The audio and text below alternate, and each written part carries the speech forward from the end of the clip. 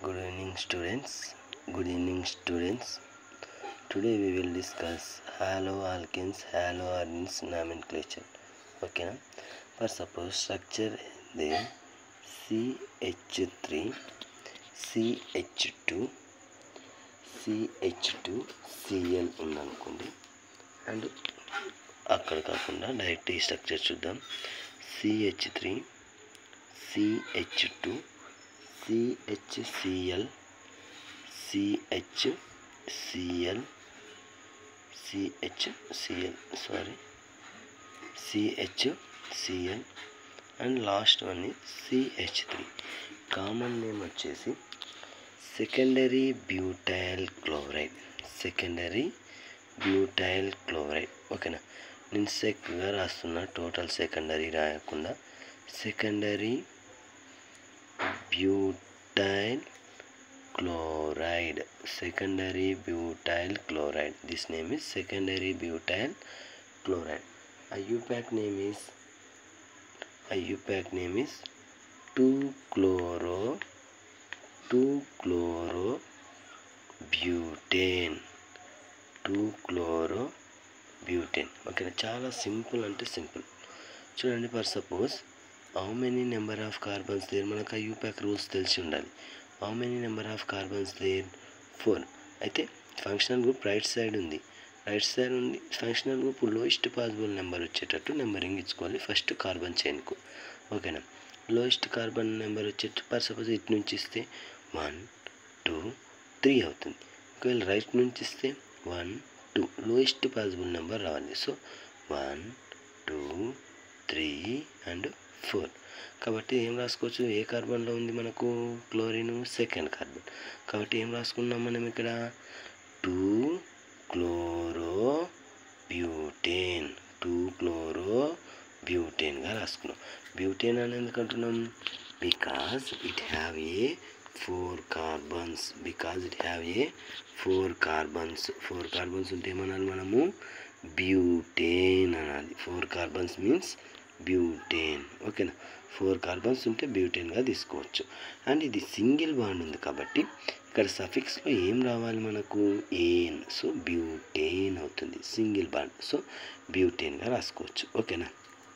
అయితే common name ఎందుకు secondary butyl chloride అంటున్నారంటే, ఫర్ సపోజ్ క్లోరిన్ అటాచ్డ్ కార్బన్కు how many number of methyl groups added? Direct only 2 direct methyl groups added. Right side ఒకటి and left side. So secondary butyl chloride. Simple. చూడండి, ఇదేమో halogen attached carbon, right side ఒక methyl ఉంది, left side ఒక methyl ఉంది. కాబట్టి దీన్ని ఏం చెప్పుకోవచ్చు? డైరెక్ట్ అటాచ్డ్ కార్బన్స్ 2 ఉన్నాయి కాబట్టి దీన్ని ఏం చెప్పుకోవచ్చు మనం?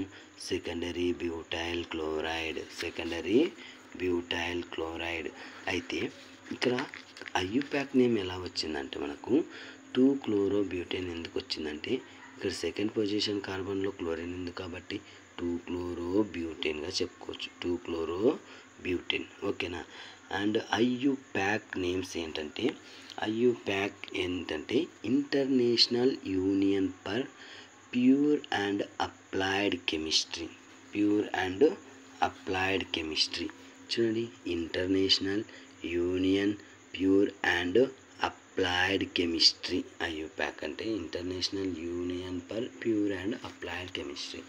IUPAC నేమ్స్ అంటే టోటల్ వరల్డ్ వైడ్గా ఇది నేమ్ని మనము 2-chlorobutaneగా చూసుకుంటాం. ఓకేనా? 2-chlorobutaneగా చూసుకోవచ్చు. అయితే IUPAC నేమ్స్ ఎలా వచ్చాయంటే, ఫర్ సపోజ్ మనము మన తెలంగాణని తీసుకుంటే మనకు సౌత్ తెలంగాణలో ఒకలాగా మాట్లాడతారు, అదే నార్త్ తెలంగాణలో ఒకలాగా మాట్లాడతారు.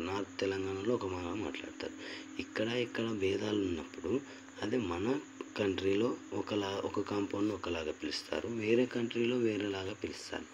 ఆ విధంగా తేడాలు ఉండకుండా IUPAC నేమ్క్లేచర్ అనే ఒక సిస్టమ్ను డెవలప్ చేశారు.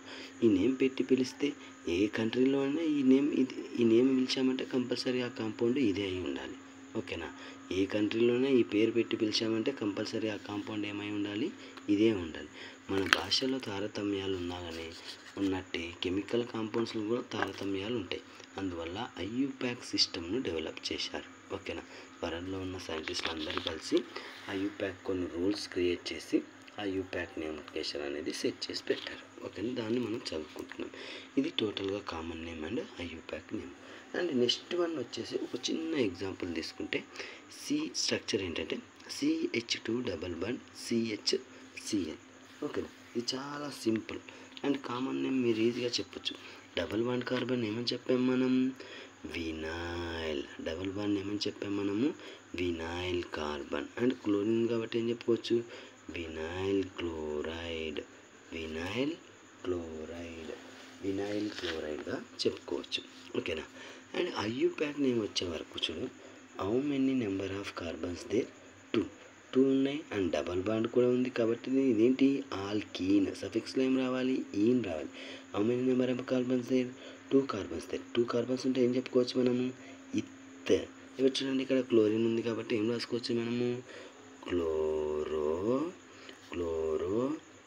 ఈథీన్. క్లోరో ఈథీన్గా రాసుకోవచ్చు. Direct chloro ethene. ఈథాన్ ఎందుకు అంటున్నాం? It have 2 carbons is there. It have 2 carbons is there. So 2 carbons ఉంటే అండ్ డబల్ బాండ్ ఉంది కాబట్టి 2 డైరెక్ట్ క్లోరో ఈథీన్ అనుకోవచ్చు. లేదంటే 1 క్లోరో ఈథీన్ కూడా అనుకోవచ్చు. No problem. ఓకేనా. క్లోరో ఈథీన్ అనుకోవచ్చు, లేదంటే 1 క్లోరో ఈథీన్గా కూడా తీసుకోవచ్చు దీన్ని. ఓకేనా. అండ్ నెక్స్ట్ వన్ వచ్చేసి మనకి ఏం తీసుకోవచ్చు అంటే CH2 డబల్ బాండ్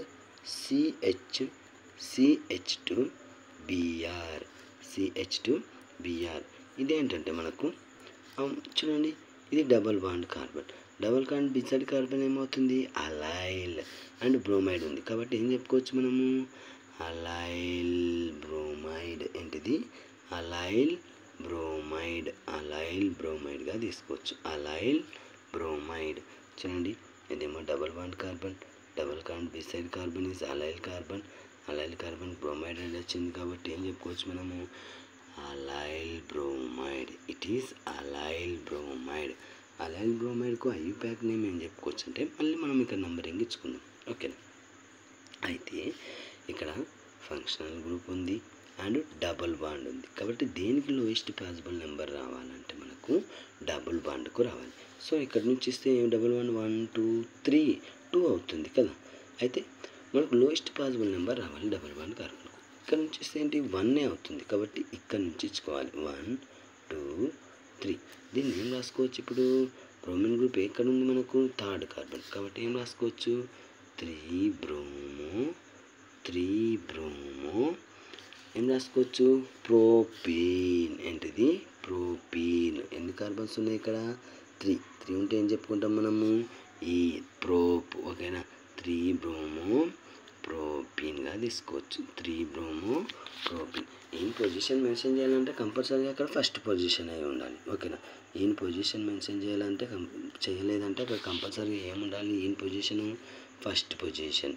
3 బ్రోమో ప్రోపీన్గా తీసుకోవచ్చు. 3 బ్రోమో ప్రోపీన్. ఇక్కడ ఇది ఫంక్షనల్ గ్రూపు, ఇది డబుల్ బాండ్. ఎప్పుడైనా ఇలా వచ్చినప్పుడు డబుల్ బాండెడ్ కార్బన్కు లోయెస్ట్ పాసిబుల్ నెంబర్ వచ్చేటట్టు చూసుకోవాలి అకార్డింగ్ టు ఐయుపాక్ రూల్స్ కదా. అయితే lowest possible number left side నుంచి కార్బన్కు లోయెస్ట్ పాసిబుల్ నెంబర్ వస్తుంది. అదే రైట్ సైడ్ నుంచి ఇచ్చామనుకోండి, చూడండి 1 2 ఈ డబుల్ బాండ్ కార్బన్కు సెకండ్ నెంబర్ వస్తుంది కాబట్టి అలా కుదరదు. కాబట్టి ఇక్కడ ఏం రాసుకోవచ్చు? ఇటు నుంచి తీస్తే 1 and 2. ఫస్ట్ కార్బన్కే ఇక్కడ స్టార్టింగ్లోనే 1 వస్తుంది కాబట్టి దీన్ని ఏం తీసుకోవచ్చు మనము? లెఫ్ట్ సైడ్ నుంచి తీసుకోవాలి. ఓకేనా.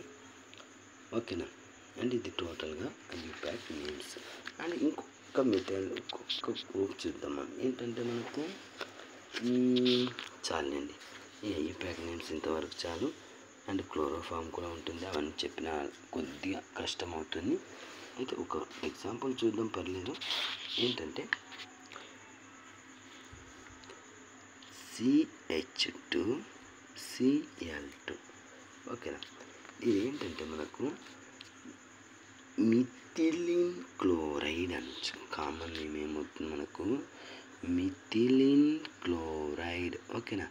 methylene chloride. Methylene chloride. Common name is methylene chloride. And IUPAC name is dichloromethane. Dichloromethane. Dichloromethane. Dichloromethane అవుతుంది. ఇది IUPAC నేమ్ రాసుకోవచ్చు. ఓకేనా. అయితే నెక్స్ట్ వన్ వచ్చే టాపిక్ ఏంటంటే మనకు nature of CX bond. Nature of CX bond. Nature of CX bond ఏంటంటే మనకు కార్బన్కు అండ్ హలోజన్ బాండ్కు ఉన్న నేచర్ ఏంటి అని అడుగుతున్నాడు. Okay. Nature of CX bond. Nature of CX bond. CX bond nature ఏంటంటే in alkyl halides CX bond is polarized bond. CX bond is polarized bond, and because of halogen atoms are more electronegative than carbon atoms. In alkyl halides ante alkyl halides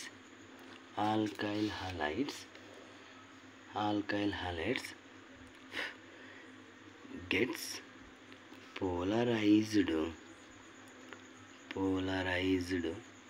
because the halogen atoms are more negative or electronegative అని కూడా చెప్పుకోవచ్చు.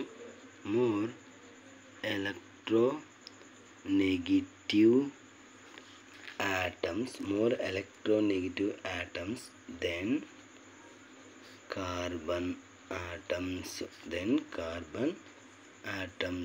ఓకేనా. Carbon atoms కంటే alkyl హాలైడ్లో carbon atom కంటే కూడా chlorine atom అనేది more electronegative atom. For suppose alkyl హాలైడ్ని తీసుకున్నాం. CH3 CH2 CH2 Cl. ఇది ఆల్కైల్ ఆటమ్. ఇది ఆల్కైల్ హలైడ్, ఆల్కైల్ క్లోరైడ్గా కూడా తీసుకోవచ్చు. ఓకేనా. ఆల్కైల్ క్లోరైడ్లో ఏంటంటే ఇది more electronegative atom compare to carbon. Chlorine is more electronegative atom compare to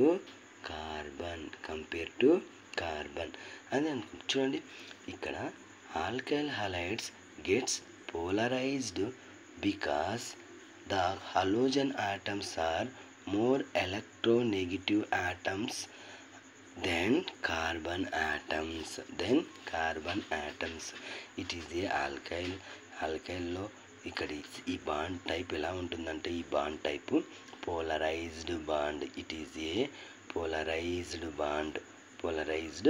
bond because of in alkyl halide chlorine is a more electronegative atom compared to carbon. చూడండి ఇక్కడ chlorine అనేది మోర్ ఎలక్ట్రోనెగటివ్ ఆటమ్గా ఉంటుంది కార్బన్తో పోలిస్తే. అందుకే ఈ bond ఎలా ఉంటుంది మనకు పోలరైజ్డ్ బాండ్గా ఉంటుంది. First we should know the polar and non polar. Polar అంటే ఏంటంటే పోలార్ మీన్స్ సింపుల్గా చెప్తాం. చూడండి పోలార్ అంటే the bond formed between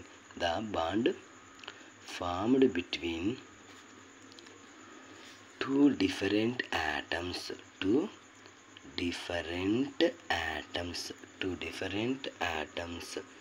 is called polar bonds or polar molecule అని కూడా చెప్పుకోవచ్చు. ఓకేనా. అండ్ నాన్ పోలార్ మీన్స్ ఎగ్జాంపుల్గా ఏం తీసుకోవచ్చు. ఇక్కడ ఎగ్జాంపుల్ పోలార్కి ఏం తీసుకోవచ్చు, ఏదైనా తీసుకోవచ్చు. ఓకేనా. నాన్ పోలార్ అంటే కార్బన్ అండ్ హాలోజన్లో ఉన్న ఏ కాంపౌండ్ అయినా తీసుకోవచ్చు. ఓకేనా. అయితే ఇక్కడ ఏం తీసుకోవచ్చు, ఫర్ సపోజ్ HCl తీసుకుందాం. ఓకేనా. ఇదేంటి, the bond formed between two different atoms. ఇది ఒక క్లోరిన్ ఆటమ్, ఇది హైడ్రోజన్ ఆటమ్. ఈ డిఫరెంట్ ఆటమ్స్ మధ్య బాండ్ ఫార్మేషన్ అయితే దాన్ని ఏమని చెప్పుకోవచ్చు మనము, పోలార్. డిఫరెంట్ ఆటమ్స్ మధ్య బాండ్ ఫార్మేషన్ అయితే దాన్ని ఏం చెప్పుకోవచ్చు అబ్బాయి, పోలార్గా చెప్పుకోవచ్చు. ఓకేనా. నాన్ పోలార్ అంటే చూడండి, the bond formed between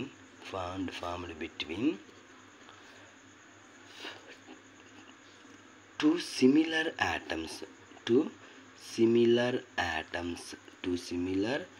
atoms is called non-polar.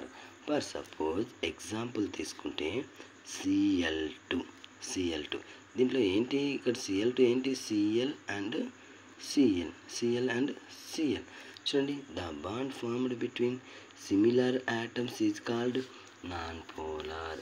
ఇదేంటి మనకు పోలార్ బాండ్, చూడండి. The bond formed between two different atoms. One atom ఏంటి క్లోరిన్, అనదర్ ఆటమ్ ఏంటి కార్బన్.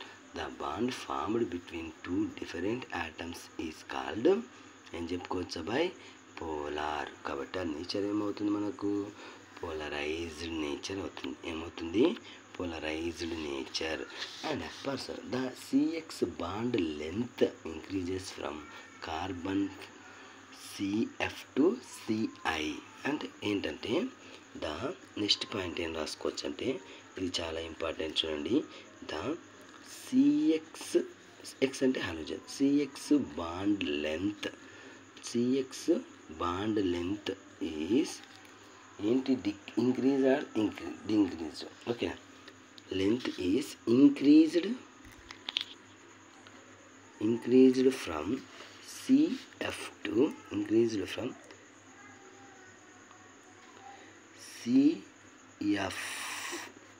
to CI. అంటే ఏంటంటే CF to CI. X అంటే ఏంటి, హాలోజన్స్ అంటే ఏమొస్తాయి మనకు, fluorine, chlorine, bromine and iodine. ఇవన్నీ కూడా మనకు హాలోజన్స్ కిందికి వస్తాయి. అండ్ ఆస్టటైన్ కూడా, ఇవన్నీ కూడా మనకి ఏమొస్తాయి, హాలోజన్స్. అయితే బాండ్ లెంత్ అంటే ఏంటంటే ఇక్కడ the distance between central atom and their attached atoms ఏం చెప్పుకోవచ్చు అంటే, the distance between central atom and halogen atom is called bond length. అయితే ఇక్కడ హాలోజన్ ఉంటుంది, ఇక్కడ సెంట్రల్ ఆటమ్. ఈ డిస్టెన్స్ ఏం చెప్పుకోవచ్చు అంటే మనము బాండ్ లెంత్గా చెప్పుకోవచ్చు. ఆ బాండ్ లెంత్ అనేది కార్బన్ టు ఫ్లోరిన్కు నుంచి అండ్ కార్బన్ టు హైడ్రోజన్కి వెళ్ళేంత వరకు ఆ బాండ్ అనేది ఇంక్రీజ్ అవుతూనే ఉంటుంది. అయితే ఎగ్జాంపుల్గా ఏం తీసుకోవచ్చు అంటే, అండ్ CH3F తీసుకుందాం. CH3 తర్వాత ఏముంటుంది, క్లోరిన్. CH3 తర్వాత ఏముంటుంది, బ్రోమిన్. తర్వాత CH3 iodine.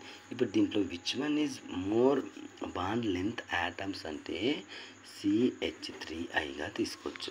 Because of in groups, హాలోజన్స్లో గ్రూప్స్లో ఏమవుతుంది, top to bottom atomic size increases. Top to bottom ఏమవుతుంది, అటమిక్ సైజ్ ఇంక్రీజెస్. చూడండి ఎగ్జాంపుల్గా ఏం తీసుకోవచ్చు, ఫ్లోరిన్, క్లోరిన్, బ్రోమిన్, ఐడిన్. ఈ టాప్ టు బాటమ్ ఏమవుతుందంటే, top to bottom atomic size increase అవుతుంది. Atomic size increases. So bond length also increases. So CX bond length from CF to CI also increases. Okay, ఎంత సింపుల్గా ఉంది చూడండి. Top to bottom atomic size increase అవ్వడం వల్ల మనకు CF నుంచి CI కూడా బాండ్ లెంత్ అనేది ఇంక్రీజ్ అవుతుంది.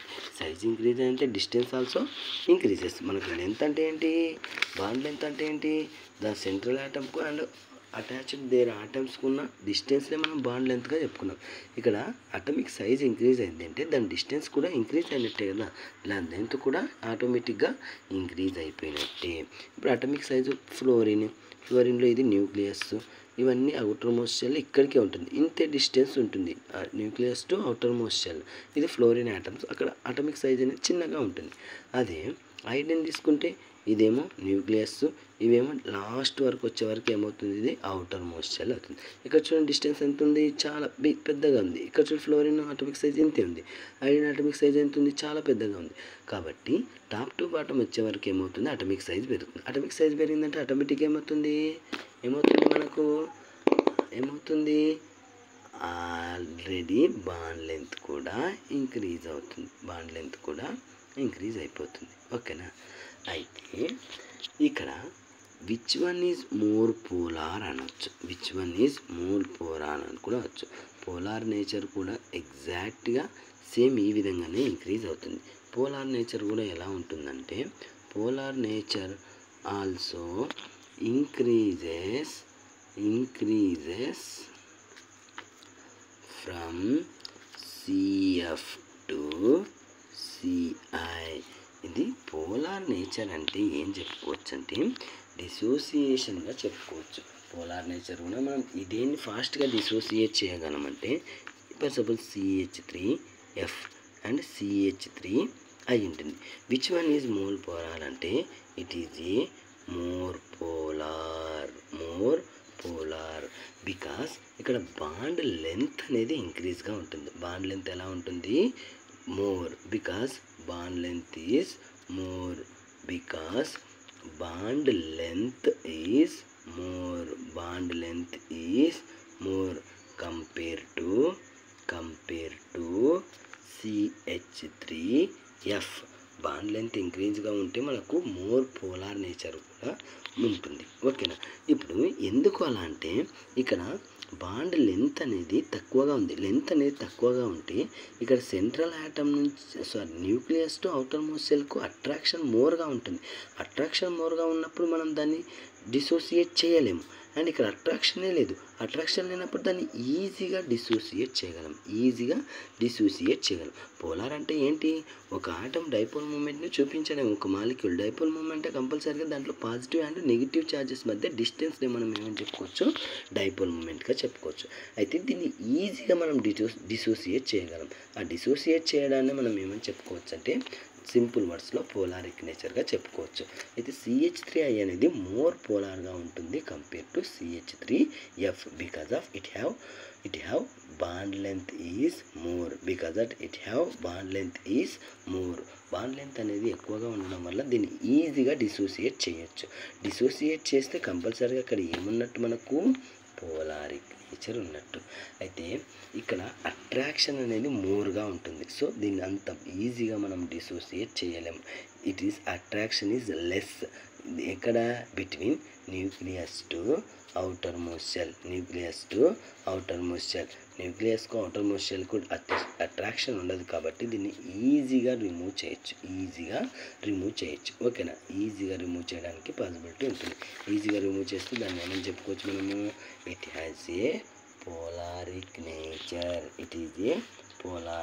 నేచర్గా తీసుకోవచ్చు. ఓకే. చాలా అంటే చాలా సింపుల్, చూడండి, పోలారిక్ నేచర్గా తీసుకోవచ్చు. అండ్ నెక్స్ట్ టాపిక్ వచ్చేసి మనకి ఏంటంటే preparation of halo alkane preparation. ఒకటే ఫ్రమ్ ఆల్కహాల్స్ నుంచి చూద్దాం, అదొక్కటి చూద్దాం. ఆ తర్వాత హైడ్రోకార్బన్స్ నుంచి కూడా చూడడానికి ట్రై చేద్దాం. ఓకేనా. Preparation of halo alkane. ఓకేనా. హాలో ఆల్కేన్ ప్రిపరేషన్ చూద్దాం. హాలో ఆల్కేన్ ప్రిపరేషన్ ఏం చూద్దామంటే, and for suppose from alcohols నుంచి చూద్దాం. ఓకేనా. ఫ్రమ్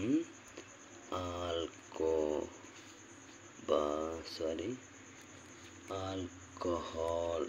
ఓకేనా. ఆల్కహాల్స్ నుంచి చూద్దాం.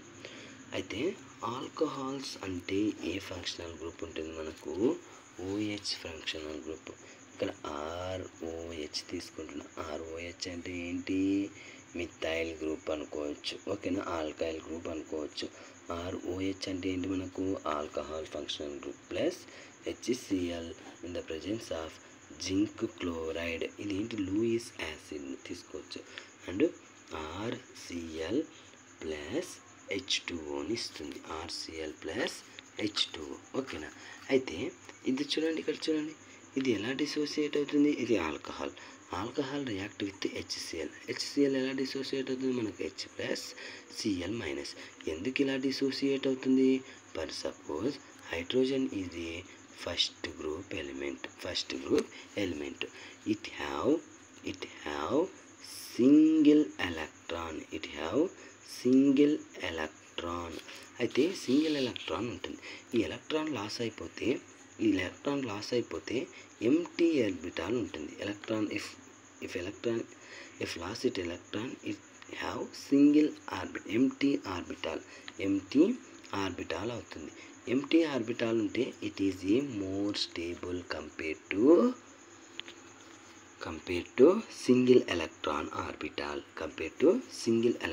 ఆర్బిటాల్. హైడ్రోజన్ ఏంటిది 1s1, ఇక్కడ ఏమవుతుంది 1s0.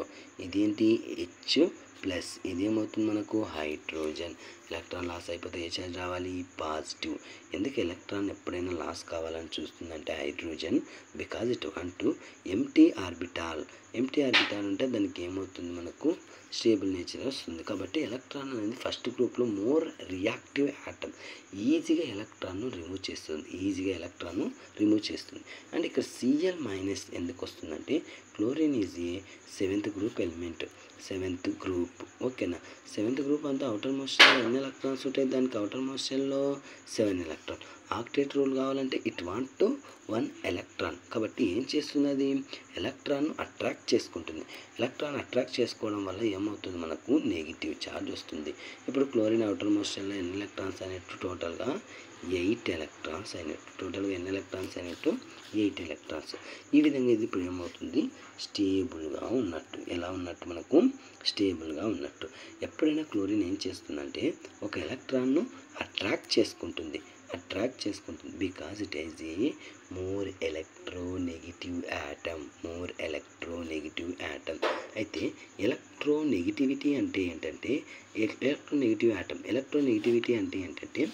To attract shared pair of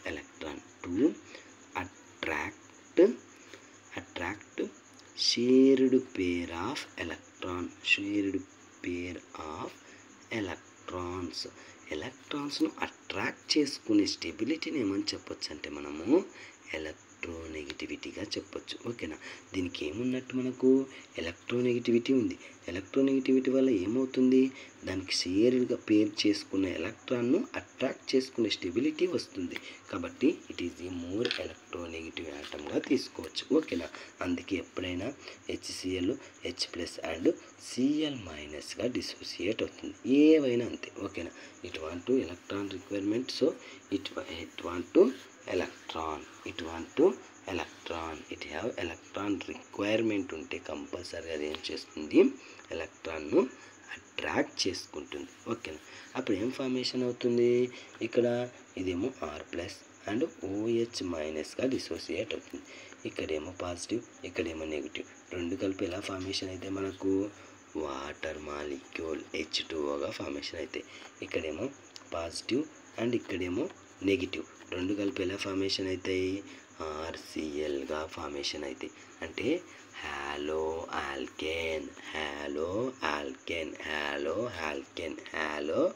ఆల్కేన్గా formation అవుతుంది. ఓకేనా. హ్యాలో ఆల్కేన్గా ఫార్మేషన్. And water. అయితే ఇక్కడ ఇది ఎందుకు ఉందంటే మనకు it act as a catalyst. Catalyst అంటే ఏంటంటే సింపుల్. చూడండి, క్యాటలిస్ట్ అంటే ఏంటంటే it increase the rate of reaction but not involved the rate of reaction. ఇది రేట్ ఆఫ్ రియాక్షన్లో ఇన్వాల్వ్మెంట్ లేకుండానే రేట్ ఆఫ్ రియాక్షన్ను ఇంక్రీజ్ చేస్తుందని చెప్పుకోవచ్చు. ఎలా అంటే అక్కడ అది రేట్ ఆఫ్ రియాక్షన్లో ఇన్వాల్వ్మెంట్ చూపించదు. చూడండి ఇక్కడ ZnCl2 ఏమవుంది, ఏమన్నా ZnCl2 ప్రోడక్ట్ వచ్చాయా? నో. అండ్ ఇది ఏం చేస్తుంది, ఈ రియాక్టెంట్ యొక్క స్పీడ్ను ఇంక్రీజ్ చేస్తుంది. ఏం చేస్తుంది, అది రియాక్టెంట్ యొక్క స్పీడ్ని ఇంక్రీజ్ చేస్తుంది. But not involved the rate of reaction RCl and H2Oగా ఫార్మేషన్ అయ్యే పాసిబిలిటీ ఉంటుంది. ఓకేనా. క్యాటలిస్ట్ అంటే ఏం చేస్తుంది, it increase the rate of reaction but not involved the rate of reaction. మనం బాహుబలి స్టోరీ చూసే ఉంటాం. ఓకేనా. బాహుబలి స్టోరీ చూసే ఉంటాం. బాహుబలి స్టోరీ ఏంటంటే ఫర్ సపోజ్ బాహుబలి 1 2 తెలియదు, ఏం చేస్తుంటుంది, అండ్ ప్రభాస్ ఏమో అనుష్కను ఎక్కడికి తీసుకెళ్ళడానికి ప్రభాస్ ఒరిజినల్ క్యారెక్టర్ తెలిసిపోతుంది. అనుష్కను ఇక్కడికి ఇది మహిష్మతి సింరాజానికి తీసుకెళ్తాడు. ఓకేనా. మతిలేని మహిష్మతికి తీసుకెళ్తాడు. అయితే తీసుకెళ్ళేటప్పుడు ఒక పడవలో ఒక బోట్, ఓకేనా, ఈ బోట్ దగ్గర అనుష్క ఎక్కుతూ ఉంటే మనకేమవుతుంది, ఈ పలక అనేది ఈ స్టూల్, ఓకేనా, స్టూల్ అనేది కింద పడిపోతుంది. కింద పడిపోగానే పడవలో ఉన్న ప్రభాస్ ఏం చేస్తాడు, ఈ చెరువులోకి దిగి చేతులు ఇలా చాపుతాడు. ఓకేనా. చేతులు ఈ విధంగా చాపుతాడు. అప్పుడు అనుష్క ఏం చేస్తుంది, ఇటు నుంచి ఇటు ఎక్కి ఇటు నడుచుకుంటూ చేతుల మీద నడుచుకుంటూ బోట్లోకి వస్తుంది.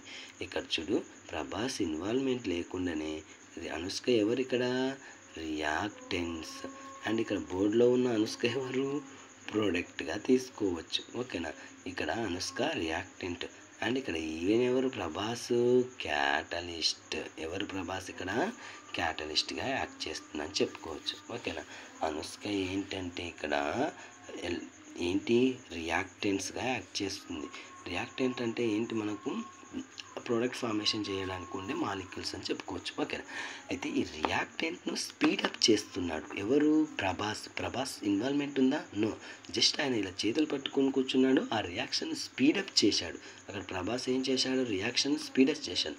But not involved the rate of reaction. అక్కడ అనుష్కను చేతులతో ఎత్తుకొచ్చి పడవలో కూర్చోబెట్టే ఇన్వాల్వ్మెంట్ ఉన్నట్టు, జస్ట్ అలా స్పీడప్ చేశాడు. దాన్ని మనం ఏమని చెప్పుకోవచ్చు, క్యాటలిస్ట్గా తీసుకోవచ్చు. ఓకేనా. ఇది టోటల్గా మనకి ఇవాళ సిలబస్, ఇవాళ topic. And like, share and subscribe. We will do more videos for you. ఓకేనా. Thank you.